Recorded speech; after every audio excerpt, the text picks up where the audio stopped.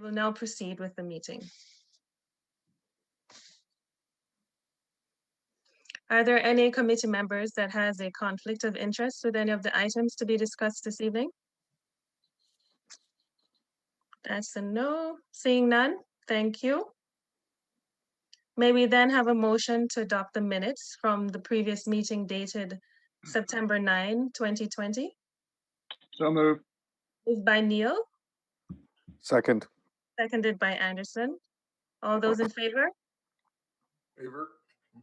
That is carried.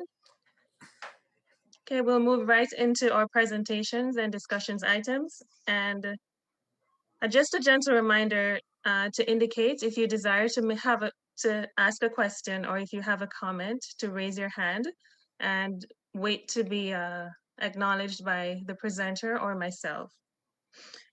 So I'll ask Mike if it's okay with you to take the next 40 minutes or so to go through items 4.1 to 4.3. Absolutely. Okay. Thank you very much.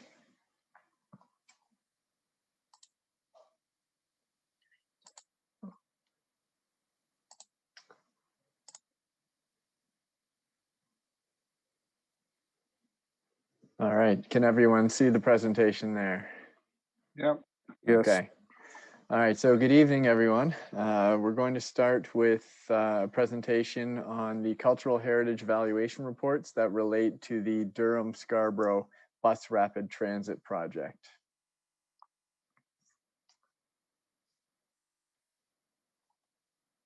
So just as a bit of background, Metrolinx, which is a provincial agency, is working with Durham Region Transit as well as the Toronto Transit Authority to plan a 36-kilometer rapid transit corridor along Kingston Road that will stretch between Scarborough and Oshawa.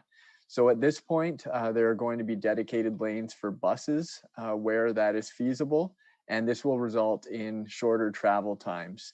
The ultimate plan for years out will be to switch those bus rapid transit lanes over to a light rail transit, but that's still many years out at this time.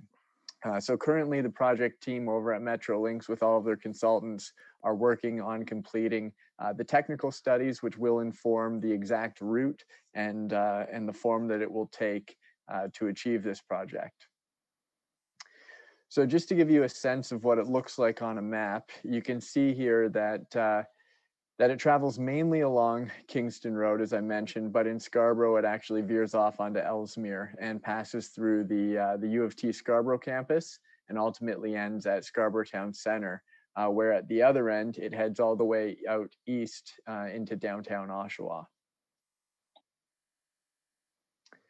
Now, the reports that everybody's been forwarded, the heritage reports, are a result of really the environmental assessment process that's had to be undertaken for a project of this scale. So the main consultant on the project has hired a heritage consultation firm called ASI to confirm the value, the heritage value of various properties that may be impacted by this project. As we know, Kingston Road West, right through Pickering Village, is our highest concentration of heritage properties. So when you look at the scale of this project, there's definitely some potential for heritage properties to be impacted. Now, with the first two reports that we received, there were 7 different properties that were considered.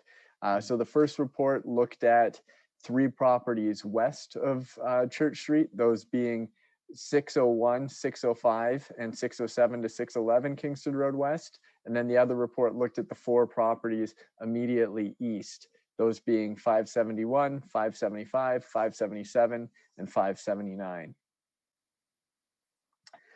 Now, these are just conceptual plans, and I'm going to issue a reminder here because I imagine this will spur a lot of questions. What we're focusing on today is the heritage impacts, not the form that the bus rapid transit is going to take or any of the changes to the right-of-way. But I did think it was important to show this slide, and these aren't finalized diagrams. These are sort of the working diagrams that Metrolinx is working with right now. But when you look at this, you can see a sort of drastic widening of the right-of-way through the village. So if you look at the yellow line along the south end of the road here, that represents the curb. And then the gray line beside it represents the sidewalk. So it's a little bit tough to see, but if you look closely, you can see that on the 3 properties closest to the Church Street intersection, the sidewalk and the curb actually run through a portion of the building. So there are definitive impacts proposed at this point. It's a similar scenario over on the east side, where there's a largely vacant parcel right now at 599 Kingston that's already set for redevelopment. So this widening has been accommodated through that development plan. But then when you look at the next 4 properties, you can see again that there are some impacts with the sidewalk and curb either running through the buildings or very, very close to their front doors. So just as a reminder, I mentioned there were 7 properties that were being considered through these reports. We as a committee have already evaluated 6 of those properties.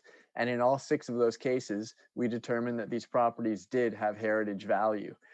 So just so you can be more familiar with the buildings, as I'm sure you are if you read the reports, this is 571. 575 and 577 are actually one building, but they're split down the middle into 2 properties. 579, 601, 605 we didn't evaluate, and then there's 607 to 611 right there. So before I get into some commentary on different questions and different comments that I had based on my review of the report, I wanted to sort of open it up to the group first and see if anybody had any questions or any comments that they wanted to get out there before I get into sort of more detail. Is there any comments? And Chair Graham, if you may be able to see all of the participants, if any hands are raised, if I could ask you to call on them. Sure. There are no hands right now, No Mike. hands? Okay, No. all right. So I'll skip right into my commentary, but I just want to make sure that everybody's aware of what these reports, what their intention really is and what the ultimate result is. So this is really the first step in what I assume will end up being a many-step process. And that first step is to reevaluate whether or not these properties even have value from a heritage perspective. And how that's really done is by looking at the history of the properties and then running an evaluation through Ontario Regulation 906, the exact same thing that we did in the past when we considered these properties for the Heritage Register. If a property is deemed to have heritage value through that process, it doesn't necessarily mean that it can't be impacted by any demolition. All it means is that that value has been recognized, and then the proponent of the project needs to do everything in their power to accommodate those properties. So whether it's a change to the ultimate design, or whether it's perhaps relocating the properties, there's all kinds of options. And in some cases, the proponent may say there's no possibility to save a building. So I just want to remind everyone that this is the first step in the process, and it's merely identifying whether or not the consultant believes these properties do have value. So when I went through these reports, I really broke out my comments into 2 different sections. The first was just general comments on the structure of the report and the way it was laid out. And then I spent a lot of time sort of analyzing the evaluations that were done under Ontario Regulation 906. So there were a few places in the report where they mentioned that the consultants were very limited in their research because of the COVID pandemic. So they didn't have access to a lot of the information that they typically would by visiting archives and that sort of thing. And I think that did create a bit of an issue in terms of what they were able to come up with. And one example of this is that they mentioned they could not find any historic documents. And we have one on file for that shows both 601 and 607 to 611 back in what we think was the 1930s. So this is a document that I will provide to them in order to really help make the case that I'm about to make to say that these two properties actually do have heritage value. Another issue I had with the report was it seemed to rely quite heavily on a comparative analysis. So oftentimes you'll see this in heritage reports where you can really only understand the true value of a building or a property when you compare it to what else is out there in that community. And that does make sense. But I think there was too much dependence on that comparative analysis. And what we saw in cases was, number one, that the comparisons were being drawn to properties that really weren't anything like the subject property being considered. So I didn't think it was a good comparison to make in the first place. But number two, I think it came out in the results that if there was a sort of better example of the style, that worked against the evaluation of the subject property. And that's really not the way it's supposed to work. Just because you're not the best example of something doesn't mean that you're not worthy of preservation. So the way 906 was designed and developed was really to look at things independently. And if it has value, it has value. It doesn't matter if it's the second best kind or the third best kind. If it meets that criteria, it is worthy of designation. And so just to illustrate this, what we saw with 607 to 611, which is shown down on the bottom there, is there was a lot of talk about the lack of original fabric. And this is true. There have been a number of changes to this building over time, and it's not in the greatest of shape at the moment. However, there is nothing in Regulation 906 that speaks to the condition of a building or its integrity. And if we were to make decisions purely based on a building's integrity, we would preclude some of the great restoration projects that we've seen with past properties in Ajax. So I think the example on the top of the Old Post Inn is a very, very relevant one, where when this building was first designated, it was a bit of an eyesore. And it really took some work to bring it back to what we have today. So I don't think we should be focusing on the fact that these buildings are a little bit run down. There's lots of work that could be done to bring them back. We need to look at the general architectural design as well as the history of these buildings. So getting into the analysis of Regulation 906, what I put up here is a comparison of how we evaluated each of the 7 properties compared to how the consultants did. And I'm going to skip the first few for a second, and I'll skip right over to 571. When you look at 571, 575, 577, as well as 579, you can see that the results were fairly similar. There were some places where we found value where they did not, but at the same time, there was one criterion, 3 subsection 2, where they found value and we did not. So it's a bit of a leveling out in the end. And I think the important thing to remember is that all you need to do to be worthy of designation or worthy of having heritage value is to hit one of these criteria. So I'm not going to get too caught up with those properties because they were recognized as having heritage value. The properties I really want to focus on today are 601 and then 607 to 611. And as you can see, for both properties, we found that these properties possess value under various criteria where they did not find any value. So I wanted to take a little bit of time to discuss, sort of reassess that and look at why I personally think they do hold value. So we'll start with 601 Kingston Road. And in their analysis under criterion 1, subsection 1, they said the subject property is not considered to be a rare, unique, representative, or early example of a style, type, expression, material, or construction method. And I think the reason they landed on this conclusion was because they were comparing it to other more prominent buildings that were of a completely different style. So they looked at Money's Bakery, they looked at the right across the street, the Dunbar store, as well as the the old general store, which is now the drugstore in the village. Those are all very important buildings, and this one comparatively may not be of the same value, but that doesn't mean it doesn't hold value in itself. And I think this building is representative of a certain style, that being an early 20th century commercial corner store architectural style, which is found throughout the area. So oftentimes you'd find these low-rise buildings around neighborhoods. They'd be built up along major corridors in neighborhoods to provide somewhere for the locals to shop. And I think there's a similar example of this in Pickering, very close to where I grew up, actually, at the corner of Kingston Road and Rougemount. There was a similar type building there a little later in terms of its construction, but called Stroud's Food Market.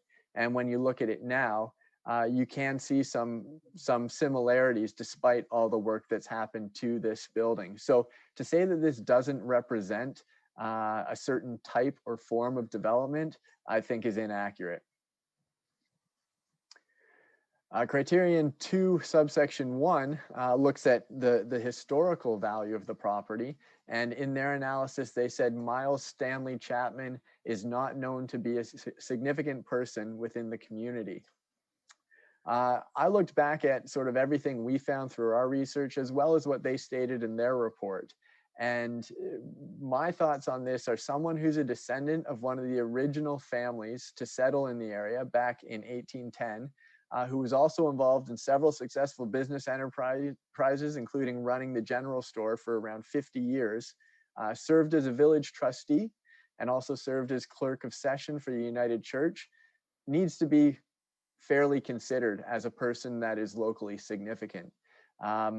I think the Chapman name is quite well known. I think they are quite a well-known family. And I think this individual, Milestanley Chapman, certainly did his fair share in terms of earning that label of being locally significant. So that's something I think we need to push back to the consultant to take another look at. Now, where these buildings really have value, I think, is in their contextual value and the way that they relate to the village as a whole. So in 3.1, the consultant says this property is not significant to defining, maintaining, or supporting the character of its surroundings. I would say this building does help to define, maintain, and support the historic role of the commercial establishments at the intersection of Kingston and Church, which is the main intersection of the village and has gone largely unchanged over the last 100 years. When we look at the reports for the residential properties over on the east side of Kingston Road, they were all deemed to have value under this criterion. And it said that they had value because they are important in maintaining and supporting the 19th and early 20th century residential streetscape. I don't understand why these wouldn't be valuable for doing the same thing in regard to the commercial streetscape. Criterion 3, subsection 2 says the property does not strongly evoke that of a historic commercial center and is better exemplified by the properties within the Pickering Village HCD. Well, again, here, I think the consultant has relied too much on comparison. And what they're saying is because the HCD, which is already protected, is a better sort of conserved collection of buildings, this one isn't important. I don't believe that to be true. I think that the HCD is very important on its own, but these buildings as a collection are also important as well.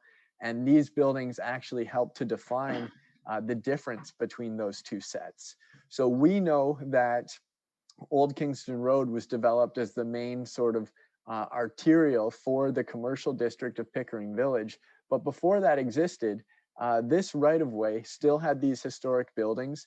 You think about the fact that St. George's Anglican Church was built on this very strip of land back in the 1850s. There was a lot going on along this right-of-way, and that shouldn't be forgotten.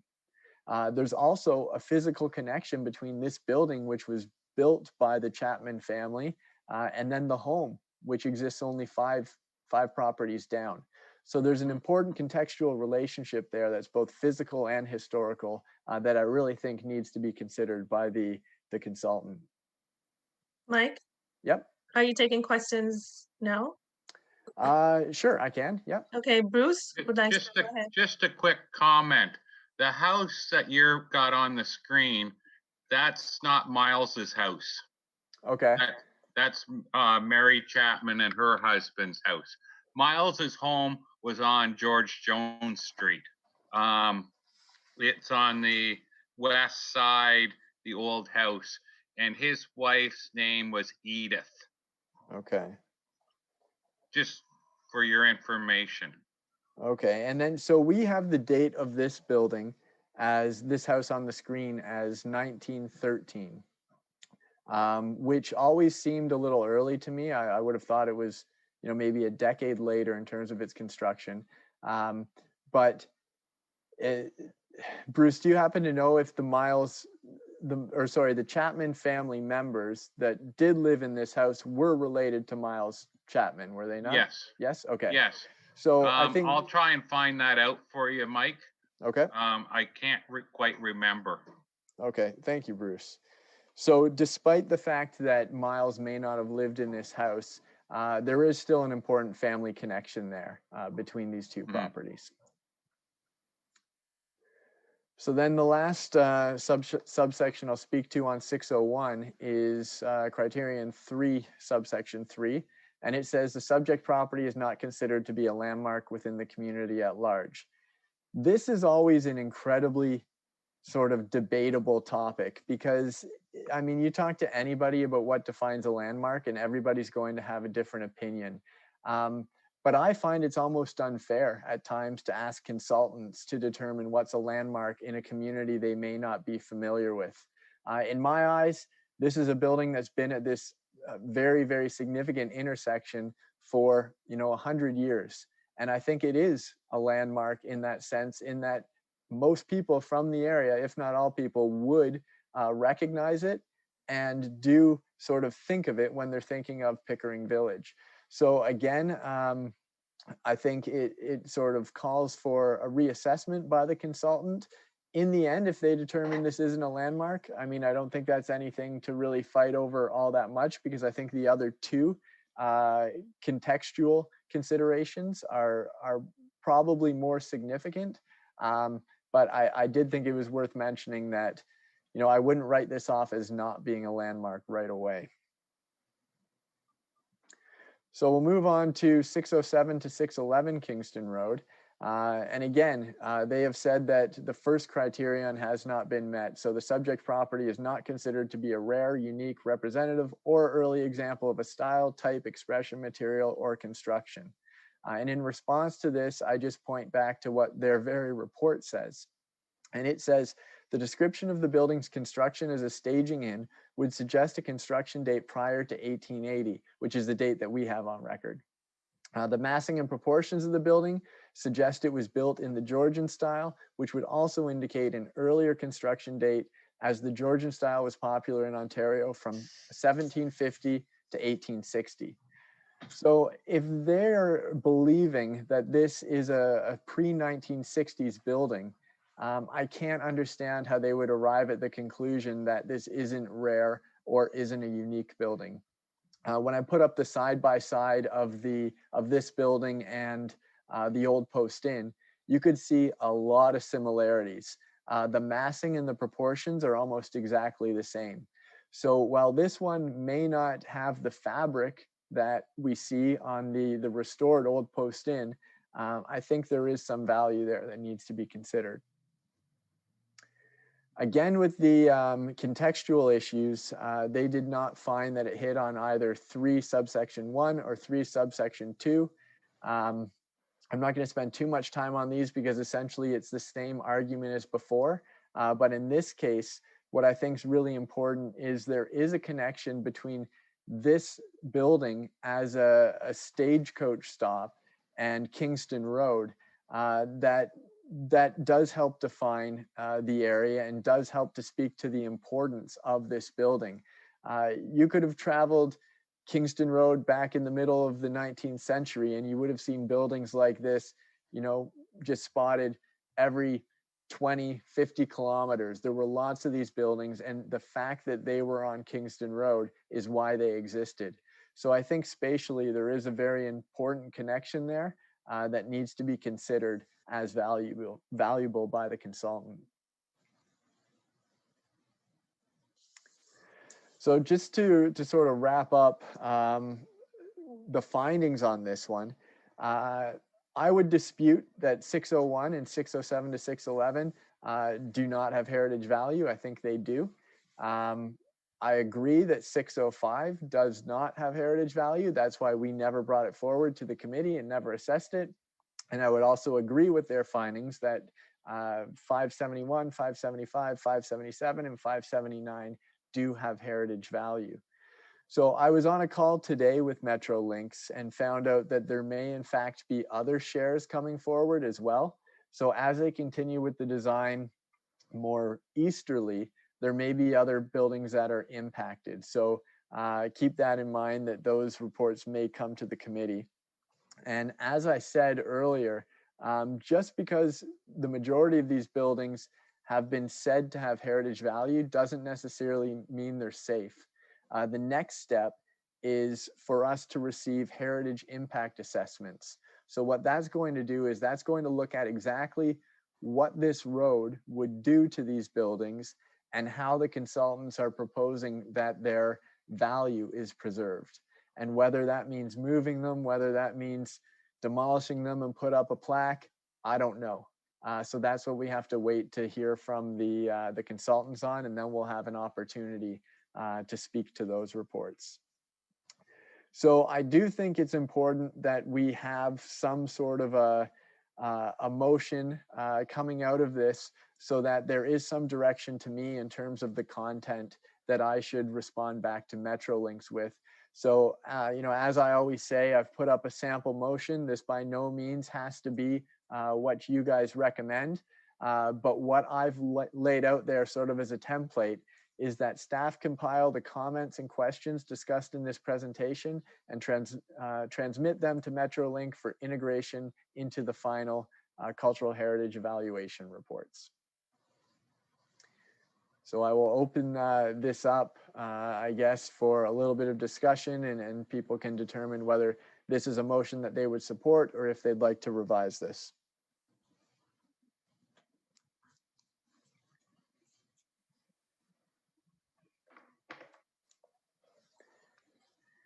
So maybe, oh, go ahead. Go ahead. I was just going to ask if there are any comments or questions. Doesn't seem so, Mike. Okay. Okay. Go ahead, Neil. Just one question on 605. What is its heritage? When was it built, or what did it replace? So we don't know exactly when it was built. It's not shown when you look at some of the maps of the area. It was definitely built into probably the 1940s. The earliest it could have been built was the 1940s. That's the first time that a similar building shows up on the maps. And because that one doesn't, I mean, I think you could make a bit of a case in terms of it having some contextual value, because it does sort of present to the street the same way as the neighboring buildings, but it doesn't have nearly that same history. And architecturally speaking, it's really lacking character. I mean, it's had a lot of changes similar to the other buildings over time, but it's really difficult to understand what that building would have even looked like, because the historic photo that we do have doesn't show it at all. Okay, thanks. I mean, the 601 doesn't look great. I mean, in fact, it has Omni Cash for Gold out front, doesn't exactly enhance it, but you know the fabric of it better, and if it was something different, it might, you know, be persuaded for the average person to show some heritage value. I can't see it, but you're the expert. But I'll certainly go with what you've suggested. Yeah, and I'll just issue another reminder that if we think it has heritage value and we can convince that to Metrolinx, that doesn't mean it's going to be preserved either. We could still see the building demolished, but at least what it does is it requires them to put some thought into how they are going to at least preserve some of the value. You know, as I said, whether that's putting up a plaque or, you know, any other number of means. oftentimes what you have in these projects, and I often look back to a project like the 407 being constructed. There were huge numbers of properties across Pickering and across Whitby and Oshawa that were determined to have significant heritage value that were still lost, because in the end, the value of having a major transportation link through that area was considered to be greater than the preservation of these individual properties. So we're not necessarily fighting at this point to say this building has to be preserved. We're fighting to say it has value. Okay. Councilor Bauer, we'll take you next. Thank you, Chair. I just, going back to the Chapman family, we have a Chapman Road in Ajax, don't we? We So do. We do, is yes. that related to the Chapman family here? In this case, it's not. No, so that was similarly a veteran's name that street was named after. Got it. Thank you. Okay, Brenda, you may go ahead. I found it interesting with 601, the Chapman building, that there was a very brief discussion on the window on the east side. And if nothing else, I think that it speaks to the heritage aspect of that building and the tie with the Chapman family. And I was a little disappointed that there wasn't more weight put to that as well. And that, I think that provides a really good example for the value of determining that this property does have heritage value, because if it is determined to have value, we could have some say perhaps on what happens to that window. Maybe that's a mitigation measure suggested by the consultant, that window is retained and placed into any new building that's developed on that site. So again, this first step I think is a critical one in determining that it does have value, because it really opens up our opportunities moving forward. Okay, we'll take Jeff. I guess my principal challenge is I've driven past these places a few times, got out of the car, taken a look at it, and yes, they may have heritage value, but the problem is we have this shell covered with pile after pile of cheap materials, cheap siding, cheap windows, just stuff that was done in a hurry to turn a quick profit. And it's very hard to tell if they're heritage buildings because of this tawdry shell on the outside.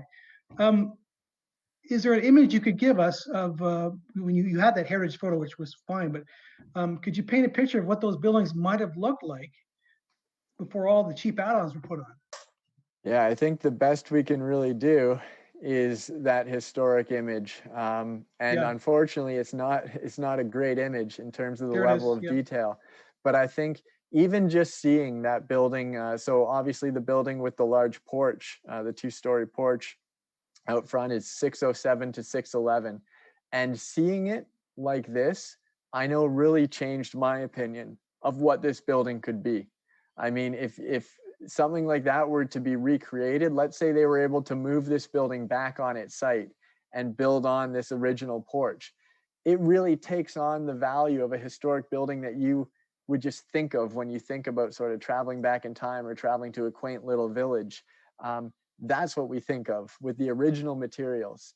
And you never know what you're going to find under the new materials either. And I think the Old Post Inn was such a great example, because here's a building that's covered in, I don't know whether it was aluminum, I assume it was aluminum siding. You'd never know that there was historic brick under there that could still be in such good condition. I can't imagine with this being a wood-clad building that the original material, if it's under there, would be all that great. But I mean, wood siding still exists today, and there are alternatives as well. And you could really bring this building back to what it did look like at one time. Thank you. Bruce? Miles Chapman also did the subdividing of George Jones and Sherwood Road between Pickering College property and Church Street. Okay. So that's just another something to sort of add to the list in terms of the mark he left on the village. But it was Miles that did that. It wasn't the other Chapmans. Like all the Chapmans had property, but that was, I think, the area that Miles had the bigger pieces. Okay, thank you. Any other questions or comments for Mike? Yes, please. Go ahead, Beverly. Mike, that picture you just showed, the old one, that's 2 stories, isn't it? Yep. There are apartments on the top, but the current building isn't, is it? Yep. So if you look at the photo here, there's still 2 stories. Oh, yeah, okay, I'm getting them mixed up then. Okay. Yep. Go ahead, Pam. Just a comment about the materials. So the old Post Inn, when they renovated that, they turned all of those bricks like backwards to the inside. They flipped them all because the brick had been eaten away from the salt. So that building, I mean, it's very likely that they've covered it up, covered up the brick if there is brick because it was eaten by the salt being so close to the road. Yep.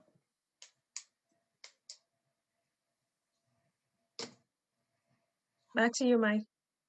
Okay. So I guess it's really back to this motion then. Is this, if this is a motion that the committee supports, then we just look for a mover and a seconder. May I have someone to move? That's Jeff and Neil, seconded. Yep. All those in favor? Okay. Okay, that is carried. All right. Thank you, everyone. So I have a very quick update on the. Sorry, Mike. I just saw sorry. Stephen raise his hand if you wanted to jump in quickly. Michael, would it be possible to get those properties included into the Pickering Heritage Conservation District? It would, I mean, it's always possible, but essentially you'd have to go through the process of redoing the entire district to change the boundaries. So it would be a very difficult process. And if we really wanted to protect these, there are other means that are much more simple. So one would be to just designate them as individual buildings, and they'd have the same, if not a higher level of protection than they would in the district. So, you know, if it were up to me and we decided that we really wanted to go that route, then I would definitely suggest designating them individually rather than mucking around with a district that we know already works. Okay, good. Okay, so we'll move right along to a quick update on the Graf Spey Lane renaming. So just an intro slide here. I'm sure, you know, it was only a month ago that we discussed this, so I'm sure it's all top of mind for everybody. So the update on this is when we look back at the original council motion that came on July 27th, it really required staff to do 3 things, and that was to have an open house with the residents, to consult with the Heritage Advisory Committee, and then to come forward with a recommended course of action to council. So the results of the open house weren't as good as I had hoped for, in the sense of there were only 4 residents that came out. And there was 1 resident that clearly wanted to see the name changed. There was 1 resident that wanted to keep the name the same. And then there were 2 residents that said, you know, I could go either way. I just really support the sort of consensus of the group. Now, so we carried out that open house, and as I said, the results were somewhat inconsequential. Sorry, we've just got someone here at the door, so it was distracting me a little bit. The second thing we had to do was to consult with the Heritage Advisory Committee, and as we know, that happened at last month's meeting, and in the end, the committee came forward with a recommendation that was different than what was suggested by staff, and that was looking at Louise Johnson as the name for the street.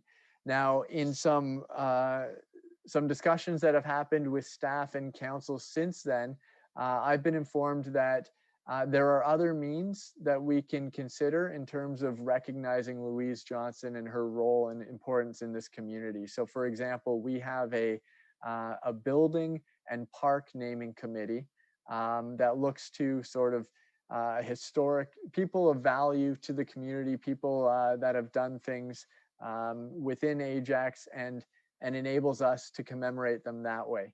So the original recommendation to stick with a name that was from the existing reserve street name list has been what stuck moving forward.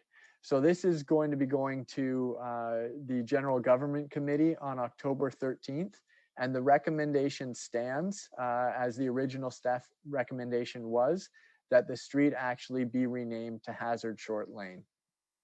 So if anybody wants to tune in on the 13th, that's what's going to be discussed. But as I mentioned, there was a lot of sort of push to ensure that we stuck with a name that was a conventional name that was on our existing list, with the argument being it was getting away from that original list that got us into the trouble we got into with the initial street name. So let's just go back to what we know and what we're comfortable with, and we'll pick the highest priority name on the list. Okay. All right. So one more item for me, and that's just a quick little discussion on heritage property video profiles. So as I know some people have seen, back during the summer, I did a few different short videos on heritage properties on Old Kingston Road. And this was really a result of that period of quarantine with the pandemic more than anything else, and the town wanting to look at ways to get people out, and even if they're staying home, get them exposed to the different areas in the town. So we came up with these sort of short videos that were branded Visions from the Village, and then the videos were posted on the town's social media channels, I think generally Facebook. And there were 5 videos that were done first, as I said, all focused on Old Kingston Road, those being the Gordon House, the Birthing House, which is now Casa Verde, Money's Bakery, which is Cupcakes Canada, and then the Dale Block and 90 Old Kingston Road, which is the Waypoint. So there's been a lot of good response to these videos, and communications has indicated that, you know, they received a lot of traffic, generated a lot of commentary, and it got me thinking about carrying forward this effort beyond the village to look at all of our designated properties. And I think this really is a project that the committee itself could take the reins on. And you know, there's a variety of sort of different roles that go into coming up with videos like these. Everything from doing the research to writing the scripts, to then going out and doing the filming, and even the video editing. And you know, if we don't have the expertise on the committee to deal with any of these elements of putting together these videos, we do always have the support of communications, so we can work with our communications team at the town to make these happen. But it was just a discussion I wanted to put out there, find out if this is something that people would be interested in, and something they wanted to pursue. Go ahead, Pam. My one well, I got a number of comments, Mike, but anyway, great. I found it difficult to find them, so that might be something that we could address. So I'm further on in the agenda, but if I can just move that part up. The high school has indicated that they were not going to be in a position to do the 1-minute videos for us this year. With the pandemic and the uncertainty, et cetera, they didn't want to commit to this year. So this might be a great way to achieve that. And I think it's a great idea. They were really well done, and I'd be willing to take part in that. But again, my comment was, like, I knew they existed, and I had a hard time finding them. So maybe that's something that we can look at. Yeah, I definitely think it was the same for me, actually. I wasn't sure when they came out, and then I'd have random people saying, oh, I saw your video, and that was how I learned they came out. But it would be nice to have something a little more formal in terms of access to them. I think we would have an opportunity to post them on the website. Let's say we've got a heritage section right now where we talk about designated properties, and people can download sort of PDF information on these properties. that would be a perfect place to also put links to these videos and share them that way. Actually, I looked there and I couldn't find them. Yeah, they're not there. They're not there right I now, but know. I'm saying, you know, in the future, if we were to do these for all designated buildings, that would be the perfect place to put them. I found them on the town newsletter that was sent to us because we're part of the Heritage Committee. Okay. It was stuck on the bottom. All right. I didn't even know they were in that. Missed it.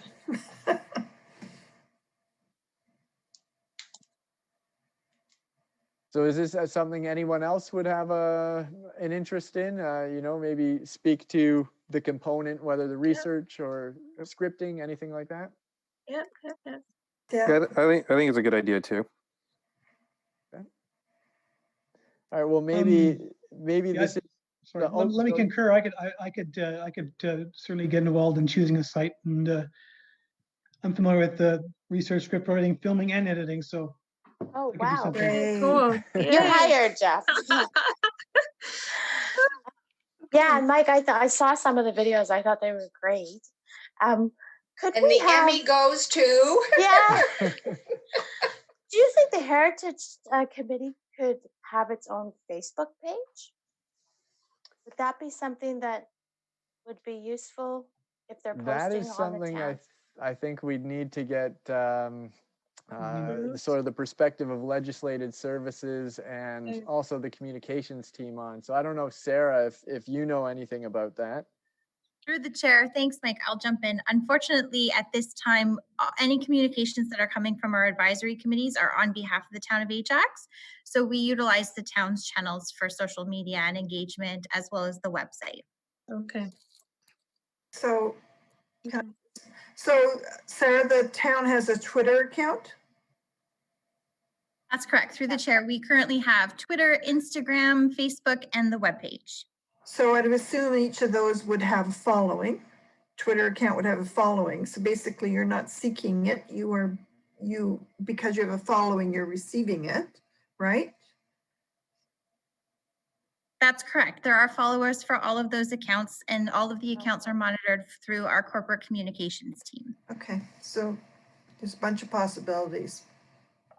Through the chair. So one benefit to that is, as you're stating, Pam, is that there's already a captive audience there, and we can look to creatively promote different initiatives through the committee using different hashtags or particular taglines, or like I know we have Heritage Ajax, and I think Mike, you've got Visions in the Village, and so there is the opportunity for creative branding that's associated specifically with the committee, but at this time it's not recommended for the committee to have its own dedicated channel. Okay. Any other comments? Sorry. Go ahead, Pam. I would be willing to kind of brainstorm a list of potential properties to focus on for the committee to comment on. Okay. Thank you. Go ahead, Jeff. I guess in the interest of simplicity, it would be great if the town's communications people could give us a little bit of a grid work to work from, i.e. how long could these things be, and a little bit of a process tree. Okay, you go out and you get raw material. Who do we give it to be approved? I'm sure it'll have to go through communications, but if they could get something, codify something that would tell us the process. Yeah. So we obviously have some goodwill here to do this kind of work, and some people who know how to do it.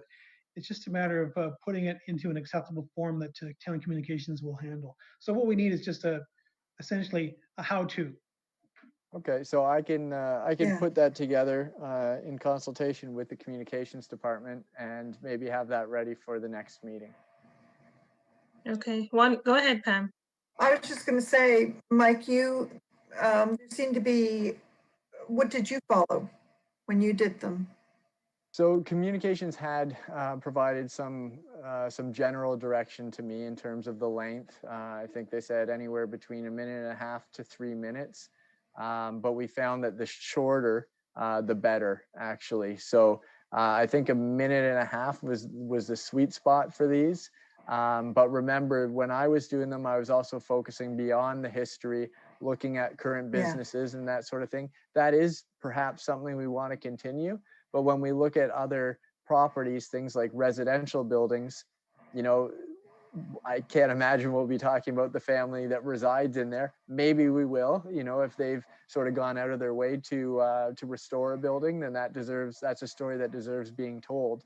But I think there's a little less in terms of the general scope that we'll be speaking to. So I think a minute and a half would be plenty of time for us to sort of highlight the history. Sorry. Okay, Pat, go ahead. So is there somebody else that would be willing to brainstorm a potential list with me? Okay, Jeff? Yep. All right. Okay, was that your hand raised, Stephen? You may go ahead. Please unmute your microphone. Sorry, yes, that was me Yep. with a hand raised. For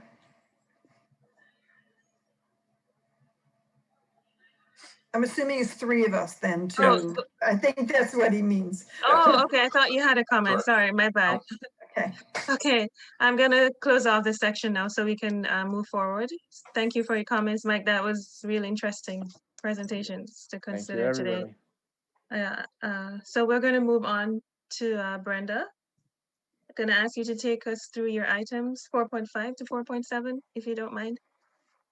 Okay, so through the chair, the Patrick Sheen Award.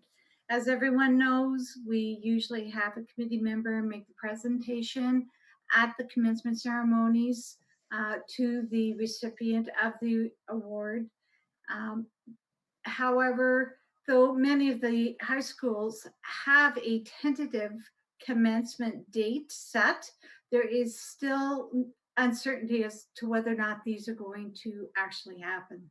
So what I have done is delivered the copies of the books, Snapshots of Ajax, to each of the schools, and have asked that the schools make the presentations to the students on behalf of the committee. We just felt that for the safety of the committee members, that was the best solution this year. So hopefully next year we can go back to our normal practice.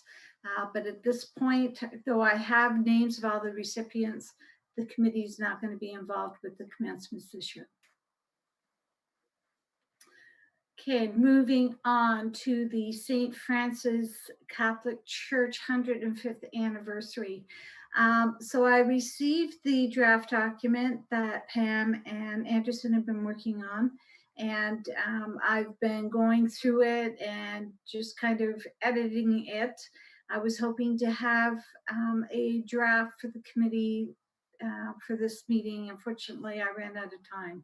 So hopefully for the next meeting, I'll be able to get that draft circulated so everyone can have a look at it, and then we can pass it on to recreation so that they can start working on their planned events. The St. Francis Center is celebrating its 10th anniversary this year, in 2021. And their virtual season launch was aired on September 27th. Has anyone had an opportunity to take a look at that? If you do, if you're able to, I strongly suggest that you take a look at it. It's very well done. It's on the ajax.ca site and it's under town events. So it is a virtual launch this year. And it highlights all the upcoming events for the 2021 season.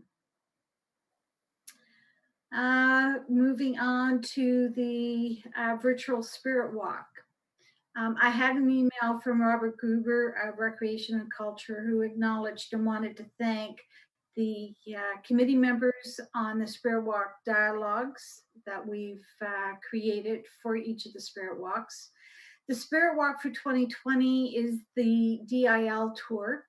And of course, with the COVID-19 restrictions, the Spirit Walk is a virtual tour this time. So Recreation recorded the spirits in their costumes at each of the locations.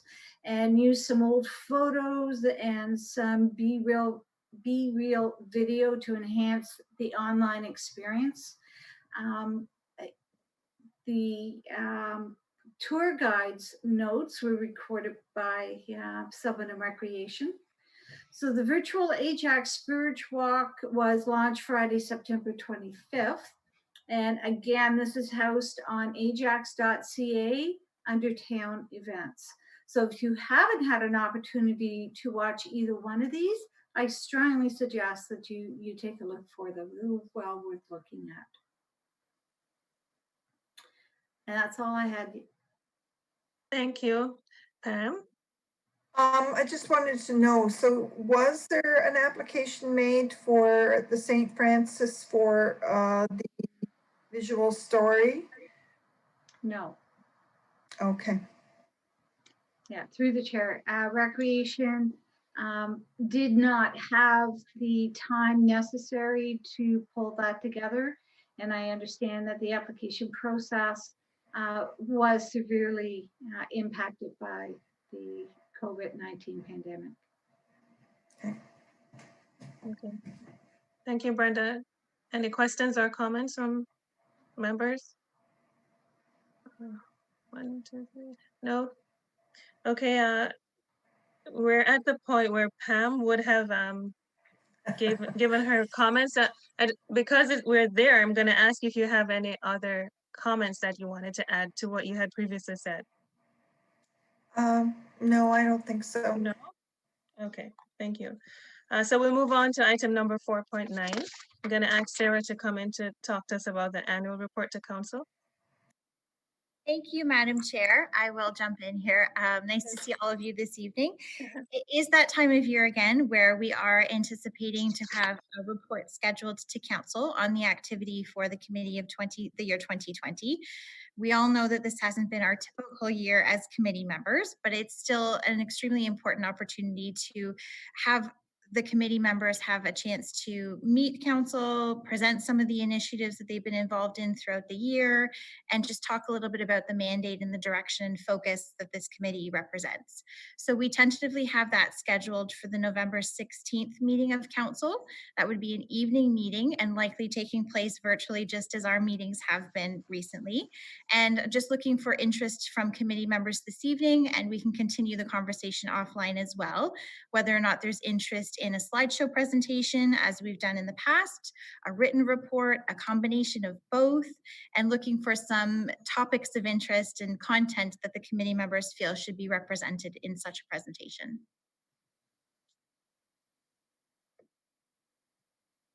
Pam, do you have anything to say?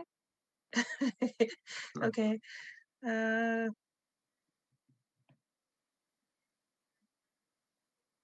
So, Madam Chair. Well, I was just going to say I am interested in participating in that. So good, because that was going to be my next point. We normally look to the chair to represent the committee during such a presentation. So if that is something of interest to you, perhaps we can solicit some engagement from other members who may want to work on the content, maybe some slides. If it's always great to see some visuals, and I know council enjoys some of the photos that the committee has to put forward as well.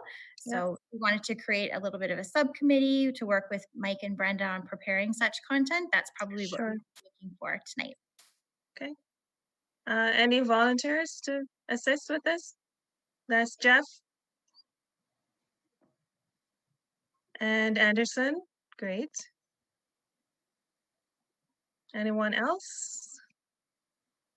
Okay. That's it, Sarah. Thank you. Thank you. Problem. Item number 5 is correspondence. Do we have any correspondence today? Nope. No. Okay. Being none, we'll move on to item 6, which is update from council. Councilor Bauer, do you have any updates for us this evening that you'd like to share? Thank you, Chair. Yeah, just I did attend. I'll just comment further to what Brenda was talking about, the Spirit Walk and the St. Francis season launch, and they were really excellent events. So I highly recommend going to check those out on the website. Update from council. Council has stayed just like our committee. We're doing virtual meetings for everything. There will be some fall ward meetings coming up between now and December for each of the wards, and they'll either be done by Zoom or by Facebook Live. So we're just working on setting up, committing to dates, and then picking the format that we're going to use for those. And as it appears that the second wave is here and numbers are going up in cases, we have put out, or we're creating some new videos to remind residents or ask residents to please, stay home if you're sick, stay 6 feet apart, all of the protocols that we're all following. And we're also canceling or postponing a lot of the live events that we normally would attend during this time. So some of the for example, the ribbon cutting for Amazon, I don't believe council will be attending that. There's the unveiling of the lockers for the homeless, which has been postponed as well. So just trying to figure out ways that we can still showcase what's happening in the town, but we're trying to limit the in-person events as much as possible.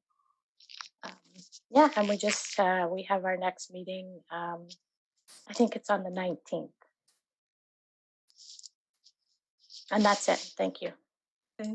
May I ask a question, Councillor Bauer? Sure. With these efforts that you make to inform the community, how do you measure the reach of it? Because from where I sit, most people that I speak with, they have no idea what's going on. Yeah, good question. Yes, so communications helps us put together all of our meetings, and they do a gathering of the data, like they keep track of the numbers for who, well, the last meeting we did was Facebook Live, so they'll do a report on the outreach, who connected to who watched the video, or who that extension of how many times it was hit, I guess. And they usually provide us with some sort of record after the fact.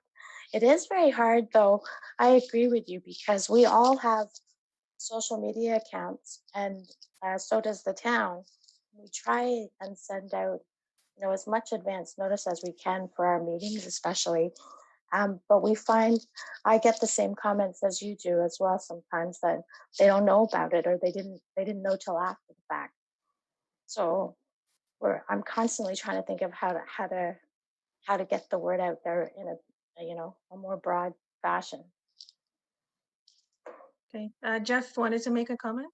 I guess it was more of a question for Councillor Bauer. With so many cancellations, so many town services curtailed, so many doors shut, has there been any fiscal savings to all this? I know there's been a revenue shortfall and all kinds of things, but has it shown to the good having all these things not being financially responsible for? Well, we haven't, that has not been fully presented to us. Right now, it's a matter of trying to set the example, I guess, especially for gatherings. We can't be putting out invitations to all these ribbon cuttings. I'm not saying all these, it's not a ton of them, because everybody else is also limiting their exposure. So mostly it's meant as, I don't think it would be a very good example for council to be, all gathered together at an event. Even if we have masks and stay apart, I think we're just trying to be a little more careful in what we're doing. So financially, we haven't been presented with any significant savings reports.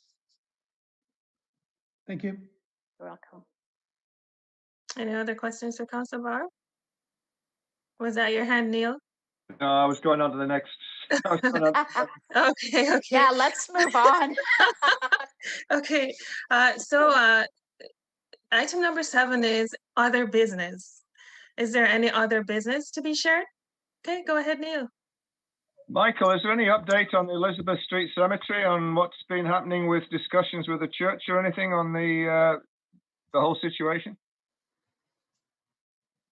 No, so that has not been priority in any way, unfortunately, over the last few months.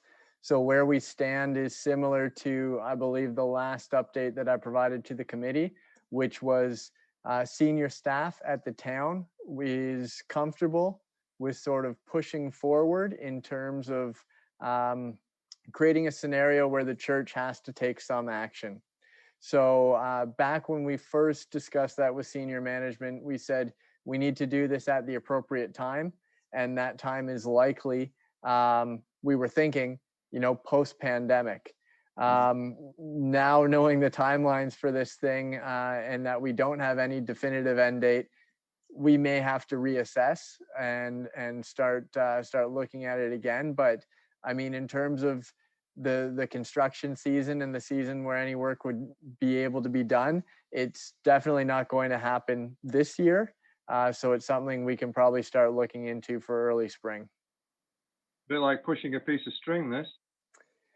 Yes, very much is. Just another point, Sarah, if you want to add my name onto that list for 4.3 for the profiles, I don't know as much as the others, but I might be able to, I don't know, just help out some way. Yep, appreciate it. Any other business? Any comments from anyone? No? Okay, well, thank you everyone for very participative meeting, very interesting meeting, I should say also. It concludes our meeting today, and I'd like to ask for a motion to adjourn. I'll motion of adjournment. Okay, so that's Bruce and seconded by Councillor Bauer. Sorry, Jeff. We will reconvene at our next meeting scheduled for the 4th of November. Thank you, everyone, and have a good evening.